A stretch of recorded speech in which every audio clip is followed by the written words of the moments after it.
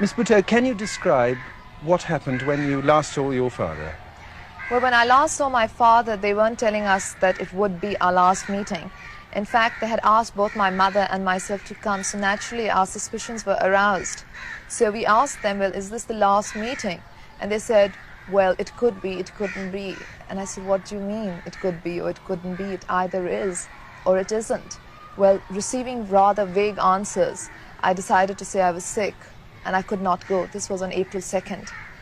And they sent the jail doctor who checked me up. And he went away. He said she's got an upset tummy, which I did have.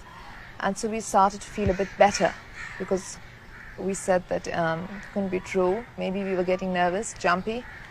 And otherwise they would have taken us. They don't care about our health. They never have in the past. So the next day they came again, though. And they said, you have to come for your last meeting. They didn't say it was the last meeting. They said, both of you come because you're better now, aren't you? The doctor gave you some tablets.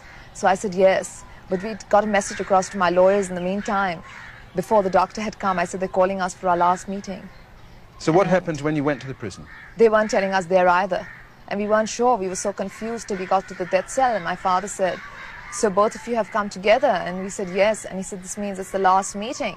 And both of us started to speak and then paused. And he said, well, it is. So we said, they're not telling us. He summoned the jail superintendent and said, I have a right to know.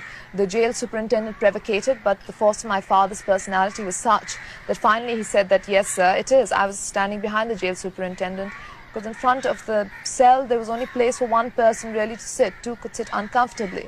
He was behind the bars on the other side. So he said, I see. Good. And what time? And the jail superintendent said 4:30. He said, I hope I can have more time with my family. So he said, no, sir, it's still half an hour.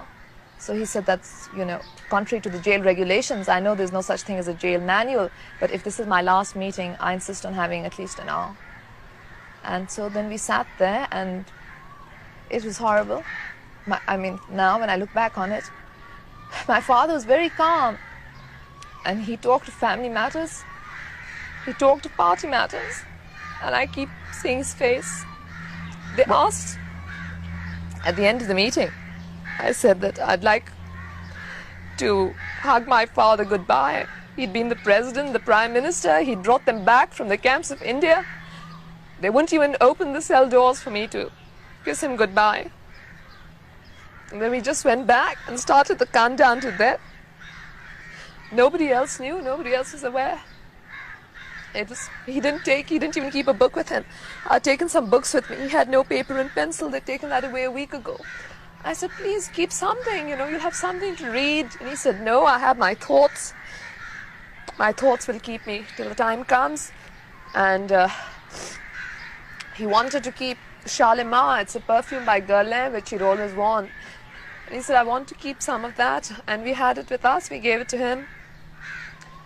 And he said that I'll go out looking clean and I'll be smelling nice because it's a beautiful world, it's a beautiful earth, and I'll be part of the land and I'll be part of its myth, its legend, and I'll go back home to my people, go back where I belong.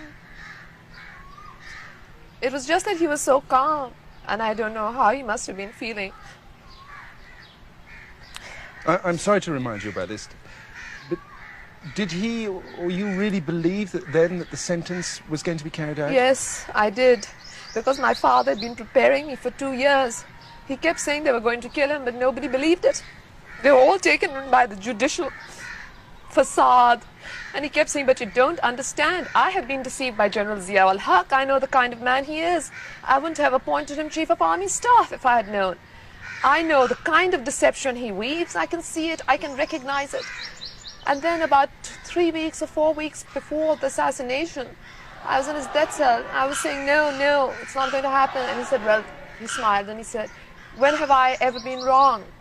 And he recounted to me each phase of the trial. And then I just burst out crying and I said, oh, and he said, don't be upset. At least I'll be free. What was his last word? What was his last message to you? His last words, where he said goodbye to us at the death cell, what I remember was, this is goodbye until the final meeting. And those were the last words he spoke to either my mother or myself. How were you officially informed of his death? How did you learn of it? By the radio. The next morning, the staff came in. They wanted to find out about food. Who could think of food at a time like that? We said, no food, you know, they must have assassinated chairman. And they broke down and started crying because we hadn't even told them about it. They went out and started crying, and we waited and waited till it was announced on the radio. And what happened then? And then we just sat there. There was nothing to do but sit. That wasn't so bad. It was the waiting before, when you said 8 hours, 7 hours, 6 hours. You kept thinking, what is he doing? That was the horrible part. Then at 2 o'clock, we couldn't bear it anymore. We didn't know they would assassinate him at 2. We'd been told 4:30. And we expected them to take us with the body because we made a request to that effect. So we said, let's go to bed. We need a couple of hours of sleep. Both my mother and I woke up. She woke up at 4:20, I woke up at 4:30. And we stayed up after that. But it wasn't so bad as before. The last hours, countdown. I mean, I never knew I'd be so involved in a countdown to life. And he was so brilliant. He had so much vision. He talked so beautifully. When he would talk, it would be like poetry. And I just couldn't believe that you can just snuffing out brilliance. It's unbelievable.